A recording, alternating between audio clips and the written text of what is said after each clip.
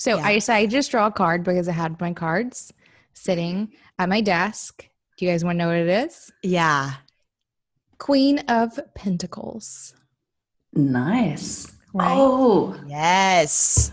I feel like that's fitting. Very I fitting, say guys. that. Let me open up my Biddy Tarot guidebook and see what that actually means. Give us some keywords, Kathleen. You know, what's funny is I did open up right to Pentacles. Shut up. I like that we have Brigit on the line, and I'm like, let me tell you what Brigit's book says about Queen of Pentacles. yeah, I'm not needed here. I can just like go away.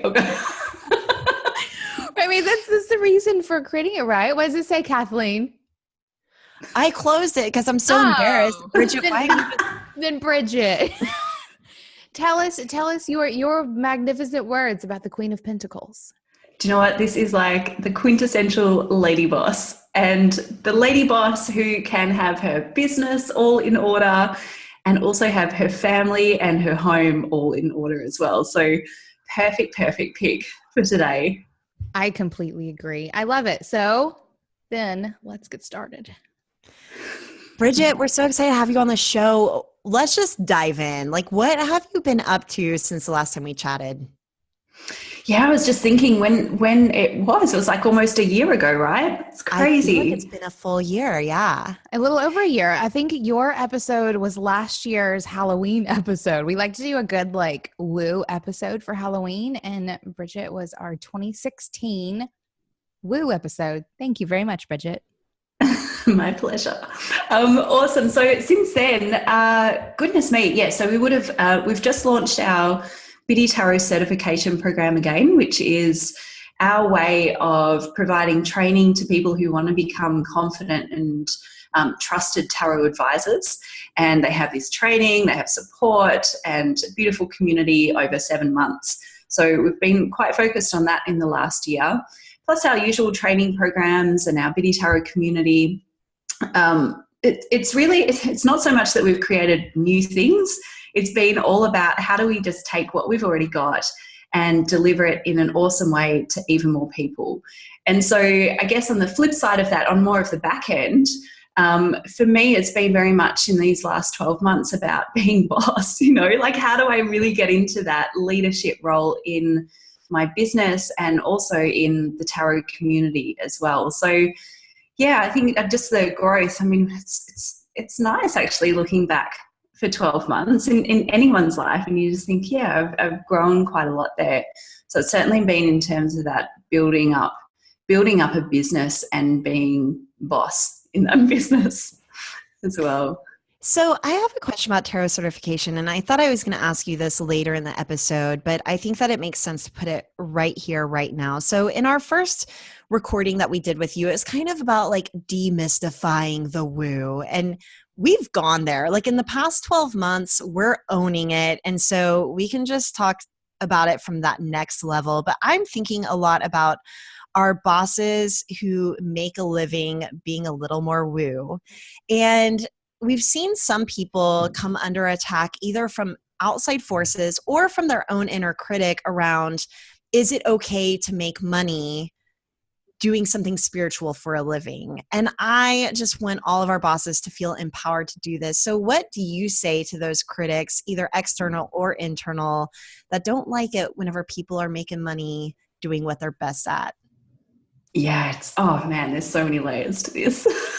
And it's so relevant because we've just come through our launch for the certification program. And while I wasn't directly exposed to it, I certainly heard on the grapevine a lot of criticism about, number one, who are you to certify in tarot? And number two, who are you to charge effectively $1,000 for this program? Tarot is meant to be this spiritual gift, and how dare you try and make money out of it? And to that I say, phooey. Just like get off your soapbox. But here's the thing, like I've always seen money as a representation of value. So when I'm thinking about pricing, I'm always thinking about value. And I know that, 100% I can stand by $1,000 program because I know it is absolutely jam-packed with value. 2 of our best training programs, our community, like a ridiculous number of masterclasses, time with me. Like I think $1,000 to me feels extremely good value for what I'm offering. So when it comes back to, are we kind of selling out with spirituality? Are we trying to make a business out of spirituality? Like, yeah, we are. And there's good reason for doing that. I just get so excited when people are actually charging good amounts of money for their services, because it shows to me that they're committed to the quality of their services, and they're committed to like giving their absolute best and their absolute all. If I sold this program at, $50, do you think I'm going to put in like heaps and heaps of effort into it? Maybe, maybe not. And it's the same for like our students, or, if you're a service-based organization, same for your clients. When we pay attention. And so when you put forward a service or a product and you're like, oh, it's free or it's low cost, it's unlikely that people are actually going to do something with it. And so I think, again, going back to spirituality and can we be charging money for it? I think absolutely, because we've got to demonstrate the value in this. When I see tarot readers in particular going, oh, well, I'm just going to charge $30 for an hour-long reading. I'm like, what are you doing? Like, do you actually value what you're like sharing with people, and do your clients value the information that you're giving them? I just think like it's not something that's at loggerheads with each other. It is something that can work harmoniously together. Now, of course, you can go far down the spectrum and start using spirituality to manipulate people, to get people to buy. It's like you can use certain words to convince people to pay for something. You can charge a ridiculous amount.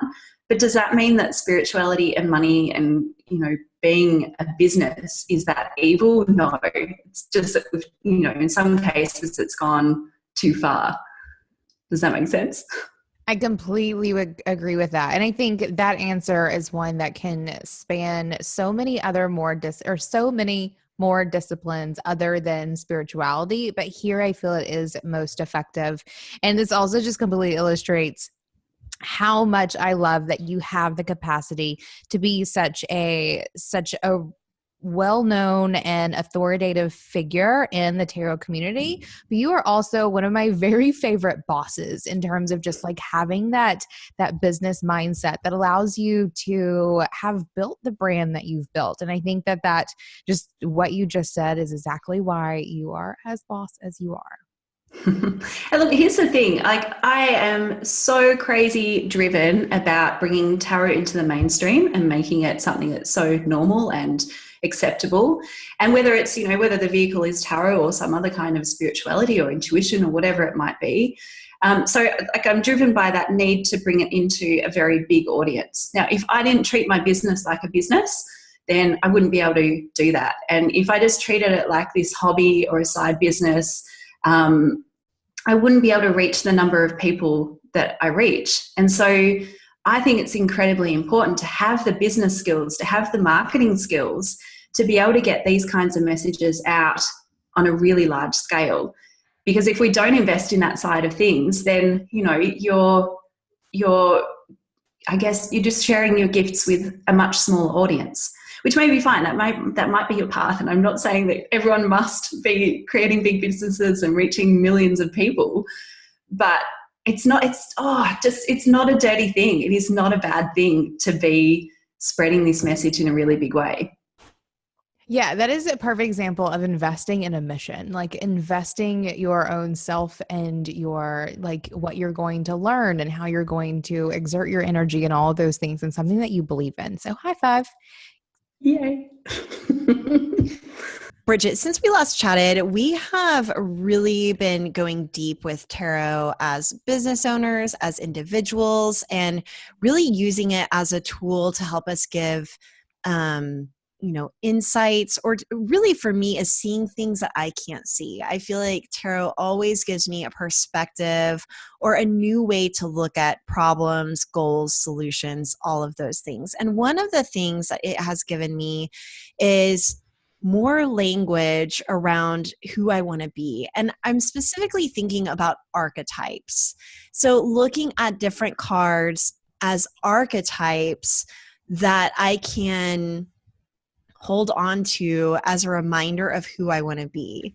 So like, for example, Emily and I were in New Orleans and we had a reading with one of our favorite tarot readers down there. You guys, she's the lady with the blue dreads in Jackson Square. Her name is JT. And she really pointed out the high priestess for us one year. And it was exactly what we needed. And I carried that archetype with me. I would remember whenever I was feeling kind of down or out, I was like, no, I'm the high priestess. And so I'm curious how you use cards as archetypes, like really not just a pull of the day, but really intentionally going after a card in your deck and using it as a way to study what it is that you want to be or what you want to cultivate more of. Yes. And I like, this is where tarot gets super, super powerful, right? So you will no doubt experience a shift of energy when you go from, so what are my tarot cards saying today? And like, you know, what should I do? And so on. So when we're doing that, what we're doing is we're putting our trust in something that's outside of us. But when we're using tarot cards more as like an archetype or more as an energy that we want to manifest, the shift of energy there is great, because what we're doing is we're bringing it back inside of us and going, right, what do I want? How am I going to create this? And then how is this external thing going to support me in that process? So number one, I think it's really fabulous that you're using tarot in this very, very powerful and empowering way. And I think tarot, like, oh my goodness, there's so much energy in each of the tarot cards. And when we really connect in with that energy, we can use it to almost like install in ourselves and then use that energy in many different ways. And the beautiful thing about tarot is it's all working through imagery and symbolism, which in turn is working on a much more subconscious level. Now, when we're working on our subconscious, we have a lot more power with what we're doing because it's influencing things on a much deeper level and a much bigger level as well. So firstly, yay for using tarot as archetypes. And I think you shared a couple of different possibilities or different types of energy, and wondering how could we use that kind of theme in our work. Yes. Okay. So can I give you a few words of like attitudes that we and our listeners want to cultivate more of, and you could give us a card to study? Yes. Okay. Confidence. Oh, totally the strength card. And so the reason why I love the strength card is, and for those of you who may not be, you know, really clued on with tarot, that's a fine. We'll change that eventually, but we're working on it. Working on it, yeah. But so the strength card is traditionally this image of this beautiful young lady, and she's taming this big lion. And it's often a sign of our like inner power and our inner strength, and that we can still dominate, but we can do that in a way that is not forceful or, you know, trying to be like, rah, rah, I'm here, or trying to force other people to do things that they may not like to do. So I really feel like this idea of confidence comes through the strength card, because it's kind of this, it's very much a feminine power in the sense of it's coming much more from within versus being through dominance and force. And so for me, when I'm thinking about confidence, yeah, I'd love to have that confidence from that place of inner strength. And I don't have to be out there saying I'm all strong and I'm in power, but it's coming from within and in a really powerful way. And what you were saying about working with the subconscious through images, the strength card is one that recently came up for me that was so powerful. And I don't think about strength and I don't start attaching words to it like I would typically want to, even through journaling, for example, which I think is also another really powerful tool. But what I love about the symbolism and imagery is I can just think about looking into the mouth of the lion. And, you know, or there was a deck that I pulled strength, and it was almost like she was taming the lion, and like they had this mutual understanding. And that speaks so much more to me and to my inner wisdom than like all the words I could begin to assign to what that means. Yeah, absolutely. And when, again, you know, when we're dealing with that subconscious level, that's the stuff that feeds like our behaviors, our habits, our natural responses. So when we deal more with words, mind you, words can sometimes work on a subconscious level as well, but it's a little bit more in the conscious space. And in our conscious mind, we can be filled with things like fears and anxieties and ego and all that kind of thing. So operating more at that subconscious level gives you much more breadth and scope for longer lasting change in your life. And so if you're experiencing maybe, not a great amount of confidence and you want to create more confidence, to do that on that subconscious level is incredibly powerful.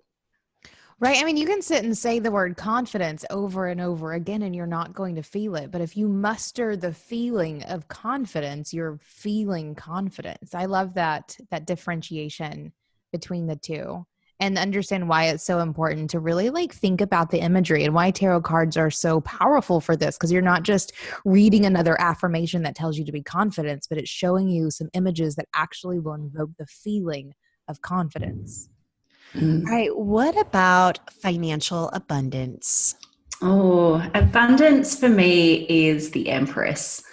And I mean, mind you, these cards do have a bit of a feminine side to it.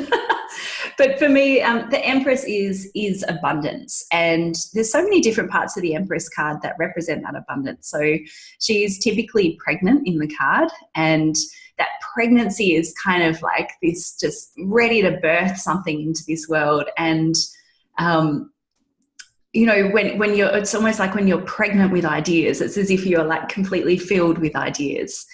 The other piece with the Empress card is, she's on this beautiful luxe velvet lounge, and it's all just so luxy and gorgeous, right? And there's fruit and there's trees, and she's got everything that she needs in order to therefore birth what is come forth from her. So I think even in the context of financial abundance, I think the Empress is certainly a relevant card, and particularly if you want to do that with a bit more of that sacred feminine energy. So rather, my natural inclination might be, say, a King of Pentacles, very much about the businessman, or even, the Queen of Pentacles, which we had earlier on.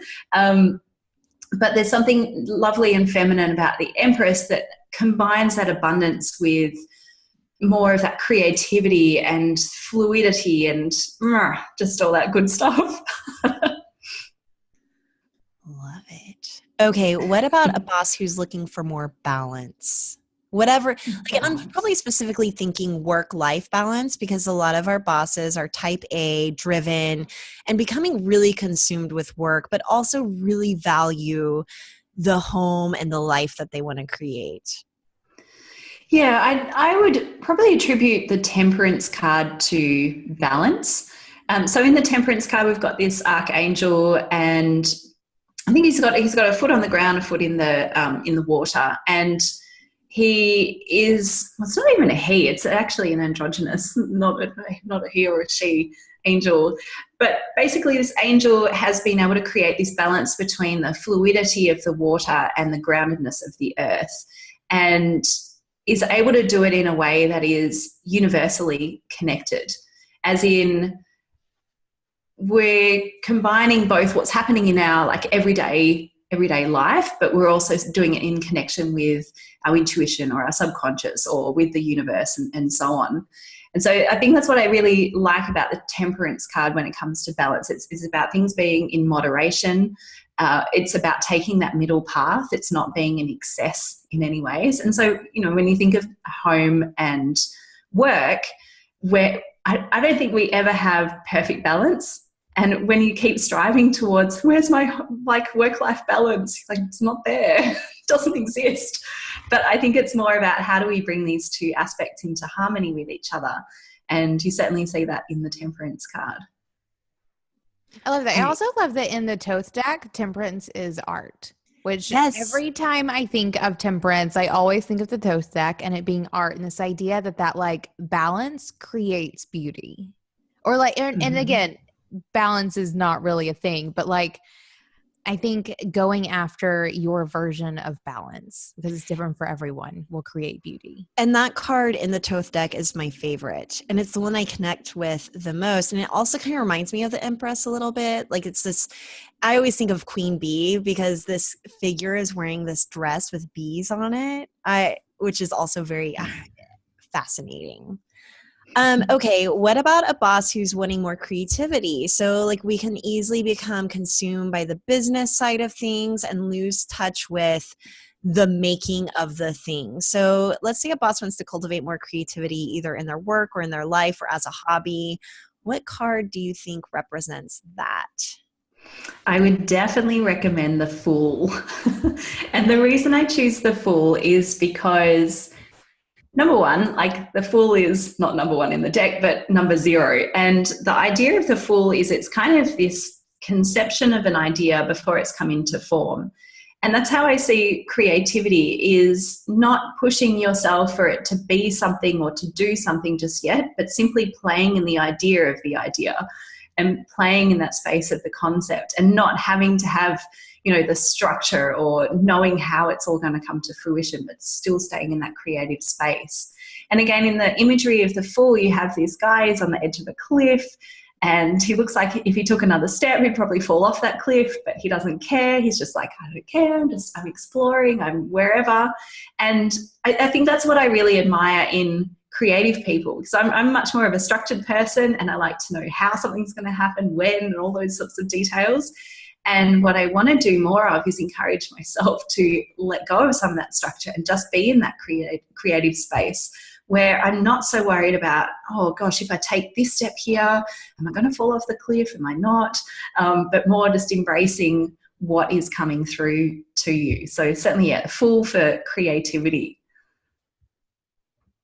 I love that. I always think about the magician, but like go figure that I would, as a creative entrepreneur, I could use more Fool whenever it comes to the more playful side of creativity. Yeah, so it's interesting contrasting, say, the Fool with the magician. So in the deck, it goes from Fool to magician. So the Fool is kind of, again, that concept of the concept, the conception of the idea. And then the magician, he's got his tools laid out in front of him. And so he's starting to get ready to manifest. So for me personally, I see magician as like the manifesting energy. And it's taking what the Fool has started to conceive, and now the magician says, all right, let's get our tools ready to start bringing this into being. And it's probably, for me personally, that's where I like to play in that, like, okay, what are we going to do? How do we make it happen? But the Fool is just, it's just like doing something for no reason. That freaks me out because I like to have everything with purpose, right?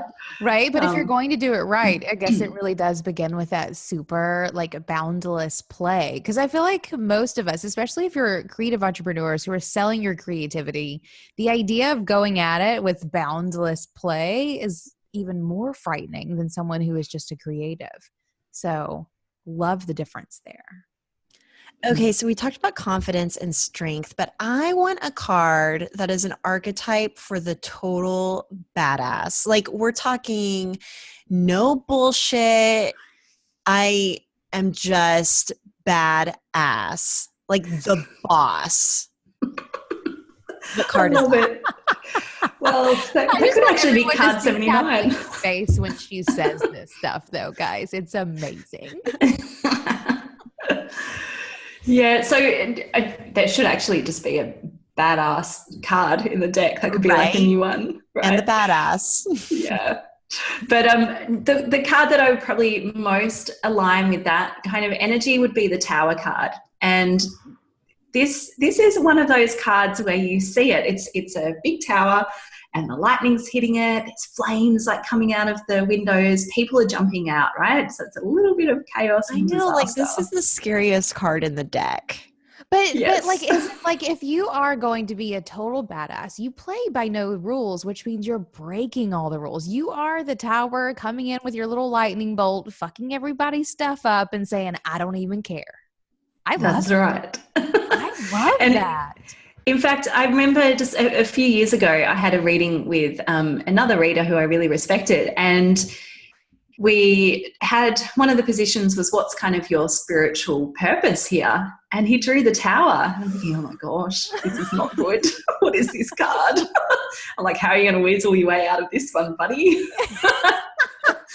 And then he said to me, oh, no, this is really good. He's very calm reader.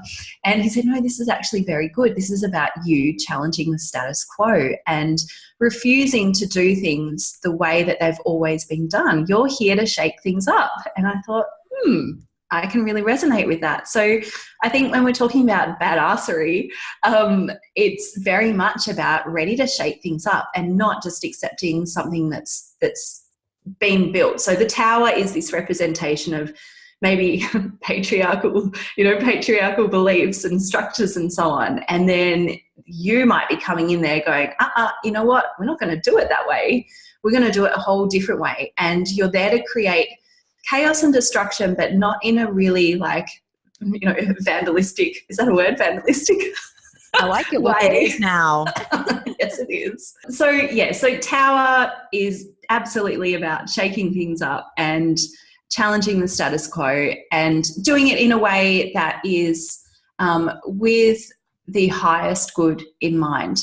Because again, I think you can create destruction. You see people who just go in to try and stir things up and be destructive. Trolls come to mind.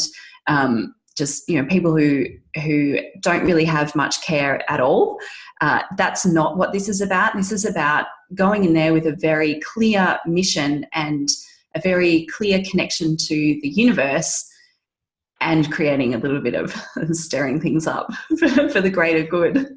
Right, because whenever you draw the tower card, it is always like a moment of like, well, shit, like what is about to hit the fan now? But the thing that you have to remember is that it's always breaking something down so that something better can emerge, or whatever that needs to be. And I'm also just going to total pinpoint this for Caitlin, because we know you're listening to this.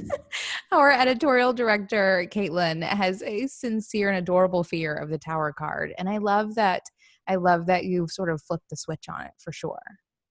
So I have a question about working with cards that you might feel resistant to. And so, of course, most of the cards that you listed here have really beautiful imagery, and also that goes deck by deck. But then there are some cards where the imagery, I think about, is it the Seven of Swords, where it's like the person having a nightmare? Or is that Nine of Swords, Eight of Swords? Oh, the 9, yeah. 9. So like Nine of Swords or the Tower.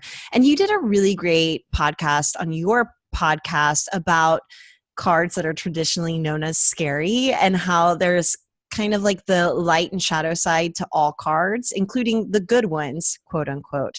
But like, what about working with cards that you actually naturally feel resistant to? Do you think that we should try and do more work with those cards and that we're feeling resistant for a reason? Or is it okay to just leave them alone and let them come up in our, spreads or daily draws as they do?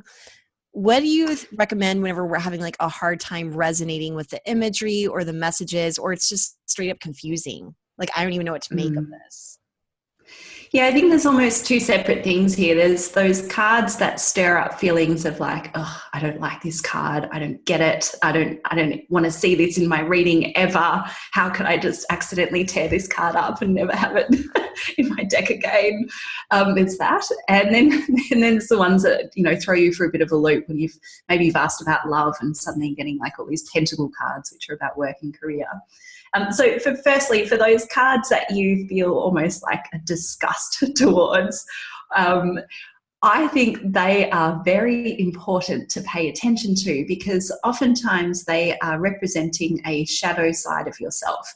And it's opening you up to, why am I so triggered around this particular card? So, for example, I know a lot of people get triggered around the Hierophant. Now, the Hierophant is typically associated with things like religion, doctrine, rules, and no wonder creative people don't really jive with the Hierophant. But I think in our natural healing process, it can be really helpful to connect in with these cards and say, right, well, what is it about this card that I'm not gelling with? And maybe what's kind of the balancing aspect of that? So again, with the Hierophant, maybe I'm really opposed to this idea that someone's going to tell me how to think. well, okay, that's very interesting. That's an insight in itself. And then you might think, oh, what are some of the positive aspects that I feel and sense in this card? And that might be, well, sometimes it helps to be given some teachings, and then maybe I can make up my decisions myself. And we know, like, the Lovers card follows the Hierophant, and the Lovers is all about not just love and all that beautiful stuff, but also about making choices for ourselves. And so we even see this beautiful flow from the Hierophant to the Lovers of, you can be told a particular way of thinking, but ultimately it's up to you to decide what your values are, and so on. So if you're going through this process, let's say with this Hierophant, you're allowing a deeper healing to happen, and you're shining the light on your shadow areas, and then you're looking at ways to take that kind of energy that you're not really gelling with and convert it into something that's more in alignment with how you operate in your life. So do it. It's uncomfortable, but definitely check in with those cards. I'm so curious. What are you like? What are your I don't like this card at all cards? I don't know, like random, like Two of Swords. You know, I don't know why it makes me so uncomfortable. And so this card is a woman who's blindfolded. There's water to her back and she's holding two swords. And what's funny is that there was one time I pulled this card, and that night I dreamed about looking over a beautiful still lake, and it totally changed my perspective of that card. So I feel like I did the work I needed to do around it to glean new understandings. But for me, like, you know, probably not even some of the major arcana cards, but some of the, you know, like the wands cards in general. Like anytime I pull a wand, I'm like, I don't even know what to do with this. And sometimes I think it's just because I'm not a sophisticated reader. But what about you, Emily? Like, what cards do you pull where you're like, ah? I honestly can't think of any. I don't, maybe this is just an asshole comment from me. I can't think of any that really like super rubbed me the wrong way. And I even think of like traditional ones that would probably really bother people, like the devil or the tower or whatever. Like I don't mind going at those and seeing what's up. I don't think I have any problems. Although maybe that's just me saying I have lots of problems. Okay, I have a question, and I want to get into like using tarot in business, because we certainly, all three of us do. But I want to ask you, you know, as we're talking about how we work with cards, sometimes whenever I'm pulling spreads, it feels very intuitive, like I'm tapping into my intuition and it's helping me see things that I'm not seeing. And then there are other times where it feels like 100% divine message from the universe, right? And just there's no way that that was coincidence. And it changes from reading to reading. And so I'm just curious your take on that. Like, do you ever have readings that feel divine or readings that feel more practical and intuitive? And what do you make of those? Do you ever want to pull a divine reading and you're like, all right, I guess I'll journal about it. Like, this is telling me nothing. Or do they all feel divine, or is it all the same? Like, let's talk about attitudes, like going into pulling cards with different attitudes, or, you know, different kinds of reactions to those cards, feeling divine versus intuitive. Yeah. I've found that when I go into doing a reading for myself with a very open and curious mind and a complete willingness to explore all avenues and all issues, I get a really nice, clean reading. When I go into a reading and I think, come on, just give me a good card, let's do it. And then you get like Nine of Swords. Yes, right? Exactly. So,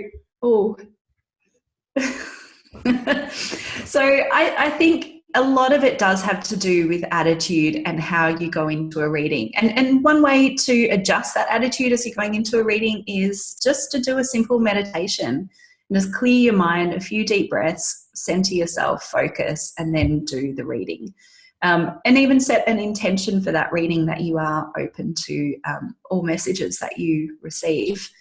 And look, you know, are some readings more divine than others? I think ultimately, like, every reading is divine. Every moment in time is divine. Everything is divine, right? It's whether we are in the right position to be open to that divinity, I suppose you could say. I recall a reading I did a couple of months ago when I had a proposal out, and I had had a couple of meetings around that proposal. And I thought the first meeting went really, really well. I was really excited about it. The second meeting was pretty good too. And the third meeting was, good and okay. And if I was to say, to put it on a spectrum, I'd go that first, then the second, and the third. Anyway, I thought, okay, I'll just draw some tarot cards around this. Draw the tarot cards. And it said, well, actually, your third meeting was the most productive. The second one was okay. And the first one, no, terrible. And I'm like, come on, whatever, that's rubbish. And I literally picked up the cards, I put them away. And then I went onto my Facebook page. I said, right, hashtag tarot confessions. Have you ever laid out your cards and then whipped them away? And then I did it again, same kind of results, right? And then I thought, okay, whatever, the cards are just being a bit silly with me at the moment. And a month later, it all came to fruition that third meeting was actually the most productive and most in alignment. And then the first one, I'd drawn actually the Three of Swords reversed, which for me was very much about disappointment. And I also had a feeling around contracts might be disappointing. And it's absolutely how it happened. So I think, again, it's attitude. Are we really open to receiving the messages that are in that reading, whether we like them or we don't? And do we accept that our intuition knows best and it's always coming through to us? And even if we don't like it, it's there for a reason, if that makes sense. I love that even you, Brigit, the master of tarot, does do-over spreads. Right. Because I do that all the time. I'm like, nope, didn't like that one. Do-over. Right. That must not have asked right. For sure.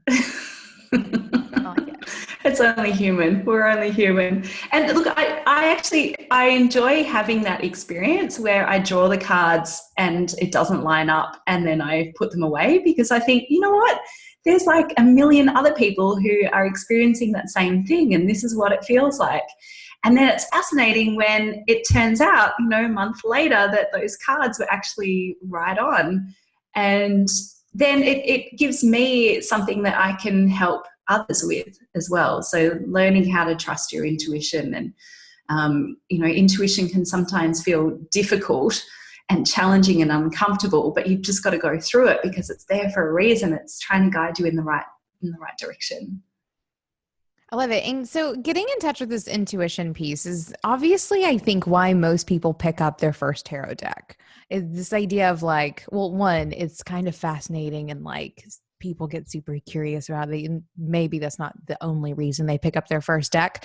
But the idea of getting in touch with your intuition and having this tool to help you do it is something that brings a lot of people, I think, to tarot.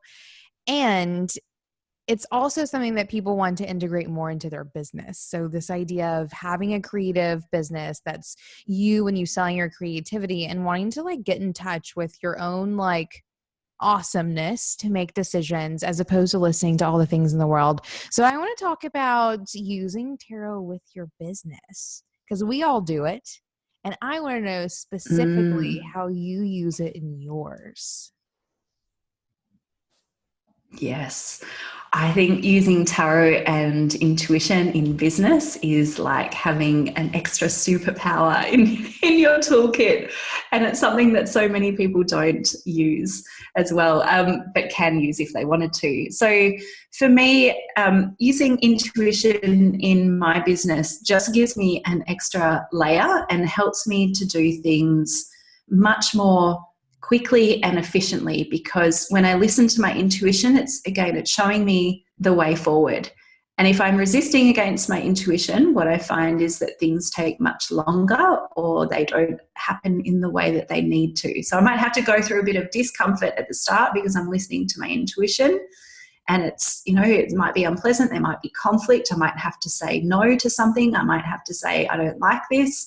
And, but I know that ultimately if I'm going through that phase of discomfort, the right outcome will come about. So in terms of how do I actually do intuition and tarot in my business, for me, I mean, it comes through in so many different ways. When I'm feeling a bit icky or a bit unsure about something, I will certainly process it at a mental level and use, it's normal information to make an assessment. And then, of course, I'll pull out my cards and I'll check in intuitively what's going on here. And often what my cards are doing are helping me to connect into the aspects that I can't necessarily see. Now, those aspects I can't see might be happening on a subconscious level, or it might be more on a big universal level that I'm connecting in with that sort of more universal energy. And so that just gives me those few extra clues to make better decisions about things. I also use tarot. I use tarot for hiring people. That's probably highly illegal. But when we're hiring, we always draw cards just to check in. Okay, what might we experience if we have this person on our team, and that often gives us some good insight. Now, do I hire only on what tarot card they got? Absolutely not, and that's not the idea of this. This is one added layer to a whole range of information. The other things that I like to do is integrate tarot, say, into my monthly and my annual planning. So, for example, if I have 3 potential projects that I could do, I will draw a card for each and just check in around what's my energy, what's my alignment to these projects, and that will help me do some prioritization. And I think last time we talked a lot about the goal setting and using tarot to help you set goals that are more in alignment with your highest potential. And when our conscious mind might say, oh, I think you could get 100 signups for this, our actual soul potential might be, you know what, you're ready for 200. And so our tarot cards can show us, all right, well, what might I experience if I'm at 100, 150, 200, 250? And you get this beautiful soul alignment that happens as well. So those are just a handful of different ways that I like to integrate tarot and intuition into my business. There is really no end, though, in terms of how you can use tarot in business. It's really up to your creativity and your intuition to let you know how to do it. Okay, so I have a question. Let's say that I'm using tarot to do some business planning, and I'm pulling a card and like my gut is telling me, oh, you should take this opportunity. And then the tarot says otherwise. Like, who holds the ultimate authority? Or can I basically spin every tarot card to make sense for like what I actually want? This is where I start to get real muddy with tarot. Like, oh my gosh, they're all telling me the same thing, which is like balance or be careful, but not too careful, take risks, but not too risky. You know what I mean? I feel like there's always this like push and pull with tarot where I could spin it any which way. And sometimes I leave more confused than resolved.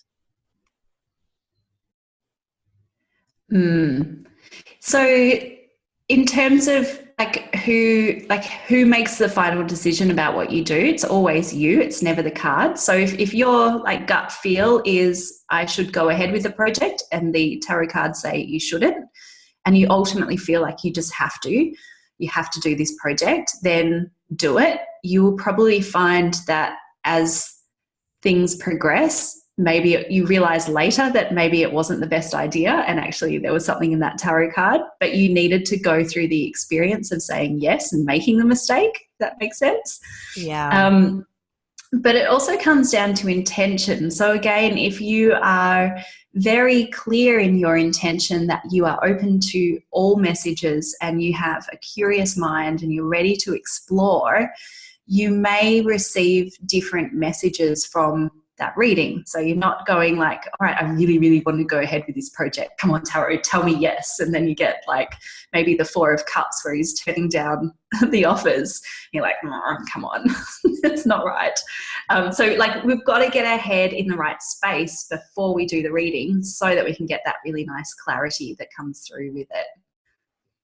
Yeah, I think that's the piece that sometimes I'm not clear around because like I'll be going to my tarot in like a frantic energy or like, oh, am I doing the right thing? And if I could just chill for a minute, my reading would definitely feel more clear, or I'd be able to bring more clarity to how I interpret it. Yeah, I also And like, just remember, when you do a tarot reading, you can.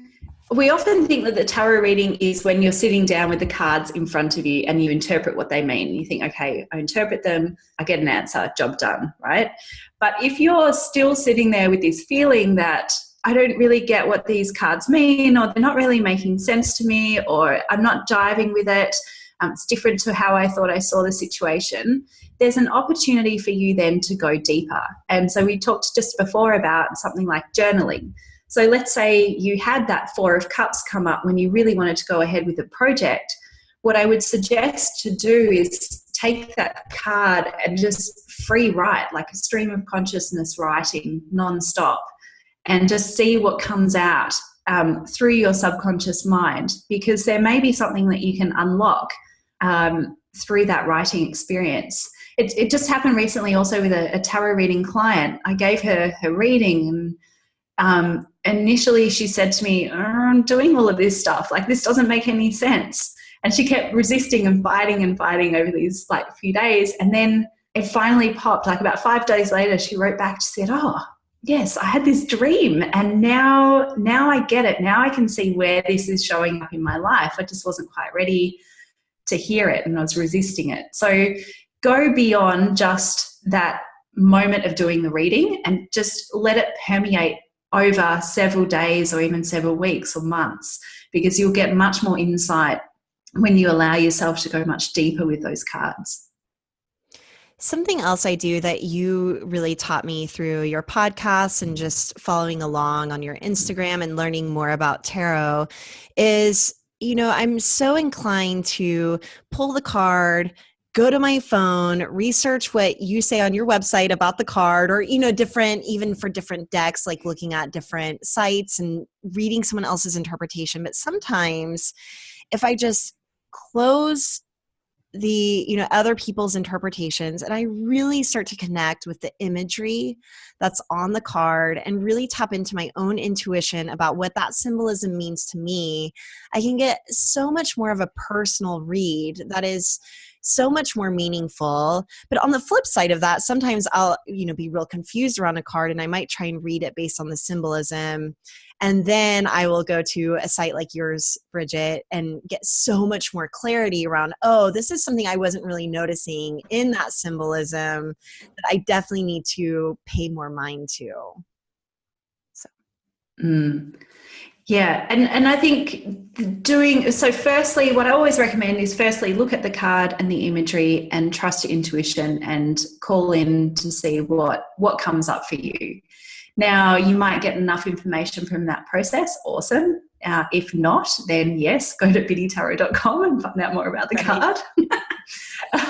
Or, just like read, like go to wherever your favorite tarot card meanings are, biddytarot.com.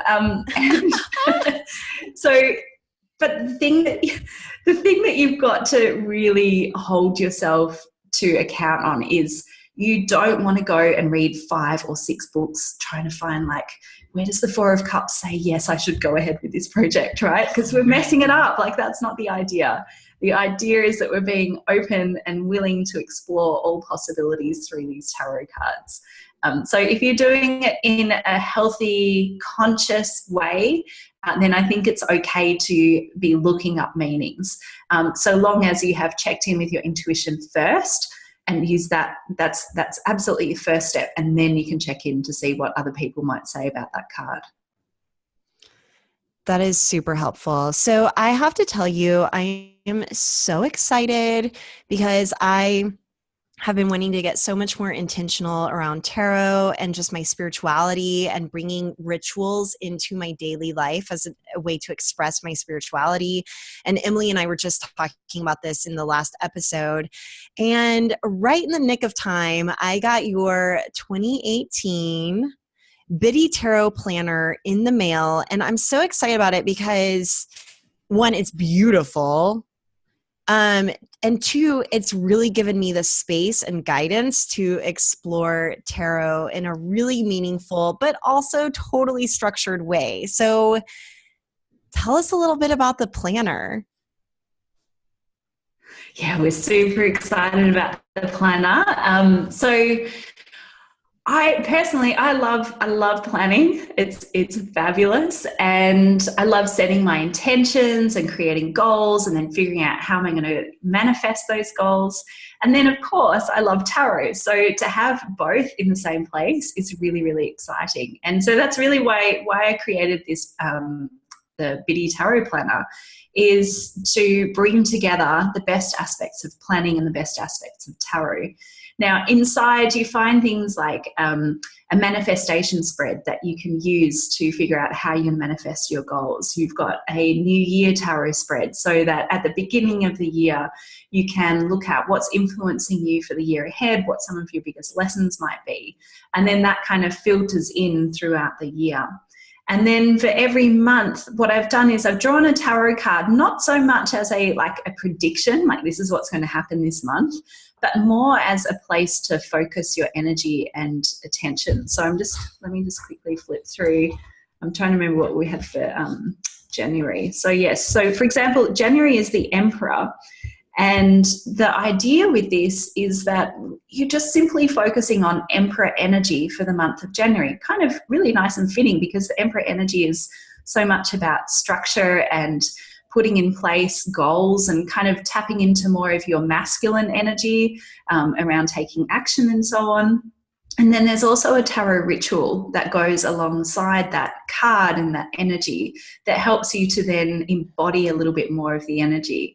I'll tell you what, like creating those tarot rituals was so much fun. And if you feel brave enough, I'd recommend even creating your own kinds of rituals like alongside the tarot. It's just a really juicy process to help you get into that energy even more and think, okay, what sort of things can I do? What activities can I do to really embed that energy a lot more? So those are the sorts of things that we've included in this planner to really bring in that concept of tarot and planning, and also intuition and all of that good juju into your year. Yes, I have to say, as I was flipping through my planner, I had one of those moments of, this is the planner I always wish I had. Like I kind of feel like maybe Kathleen and I have even talked about like creating something similar that had like a monthly thing, like a monthly ritual, a monthly intention, and a place to like put your card of the day on a thing so that you can go back and look at it every month to see what sort of common themes were, all the things. Like it ended up being the planner that I knew needed to be created, and I knew I wanted in my life. And I'm so excited to use it because I see so many helpful things in there, and like your monthly spreads, all the things. I cannot wait to use it to guide my year of diving deeper into the tarot and my own intuition, and really feeling the year go by in all the ways. So I love it. I think it's beautiful too. Also, Emily couldn't help but chuckle at the different seasons being labeled quarter 1, quarter 2, quarter 3, quarter 4. Like only Brigit can really blend tarot and business in that way. Such a clear, amazing way. We did have, we had a collective chuckle. I'm like, why isn't it like winter, spring, autumn, winter, spring, summer, and autumn? No, it's Brigit, and it has to be quarters. It makes so much sense. No, but we couldn't do winter because you guys have winter when we have summer and vice versa. So it would mess with everyone's head. See?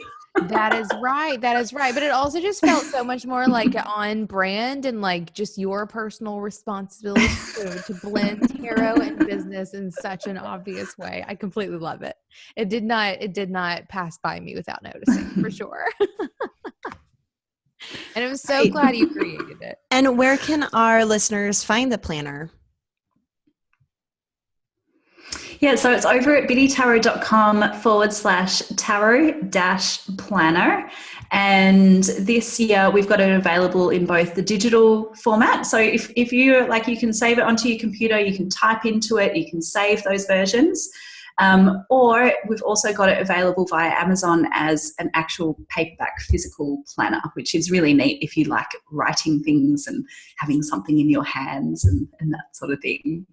Yes, absolutely. I'm so excited to have that with your Ultimate Tarot, the guidebook, with your card meanings, because I do sometimes I do feel like using technology while I'm reading tarot cards almost like removes me from the magic of reading tarot. So I'm so glad we have this like physical tools from Biddy to help make our tarot experiences like so much more amazing. I'm excited. Yeah, and there is something really powerful about actually writing and using your hand to write instead of finger typing, and so that's why having something like the paperback planner can be really lovely, because you're actually writing and taking time to put down each letter and so on. There's something quite cathartic about that. And yes, having the Ultimate Guide to Tarot Card Meanings, it's also available on Amazon as a paperback book, which is great because that gets you off the computer. I spend too long on the computer, so I know it's nice to have something separate to that. And yes, they can absolutely be used hand in hand. And you can also just trust your intuition and trust your gut and have a look at your own cards and lean into what's unfolding and emerging for you as you look into those tarot cards as well. Okay, so we're about to wrap up, but I was wondering if just real quickly, going into the new year, if you could give our bosses listening, maybe even just a 3-card spread that they could try at home. Awesome. This is like trying to get a kid to choose one piece of candy for a candy store. Because I was thinking, oh wow, I could do this, I could do that. And like before I share the one that I finally landed on, I want you to know that like this is the beauty of tarot. It's so flexible, and you can create spreads just to fit exactly what is coming up for you. And if you're looking at an opportunity, you can create a spread around that. If you're looking at choices that you need to make, create a spread around that. There's so many different avenues. But the one that I've got for you is this one. Let me just double check. All right. So as a creative entrepreneur, I think we've always got like this beautiful flow of ideas and opportunities that are coming through. And we can have a 3-card reading that would start with what is passing. And the what is passing is kind of like, what are you releasing and letting go of? Or even, what older aspects of yourself are you letting go as you sort of start to move forward? So then the second question is, what is emerging? And this might be, what new aspects of yourself are emerging, what new opportunities are emerging, just basically what's that sort of new energy that you're stepping into. And then the final card is, how can I make the most of what's available to me right now? So I always like to include a bit of an action-oriented card, and that third one is very much action-oriented. So just to recap, so what is passing, what is emerging, and how can I best use what is available to me right now? I love it. I'm totally this kind of 3-card spread could be beautiful, even just like on a weekly basis. And again, it's actually the practice of doing it, not even so much what you get out of it, but just the practice of taking 10 minutes out of your usual work week to tune in and go, right, how am I feeling? What am I sensing on a more energetic level of what am I letting go of? What's emerging for me, and how can I take action on that? There's just power in just the process alone. And then you've got all the insights that you're getting out of the tarot cards as well. I love this. I feel like one of the things that keeps coming up for like us and our interviews and the content we're creating and all of these things is this goal of people to be more mindful in their business. So if nothing else, I think that's one of the things that tarot brings most to the table of using it for your business, is it forces you to stop and actually consider everything. And especially in a world when you don't usually think you have time to consider anything. And I feel like this is one of those spreads that really gives you the chance to dive into anything, whether that's a specific problem or a week. Every week, it makes you really think about what it is that you're doing and what it is that you're creating, so that you can make sure it's exactly what you want to be creating. I love it.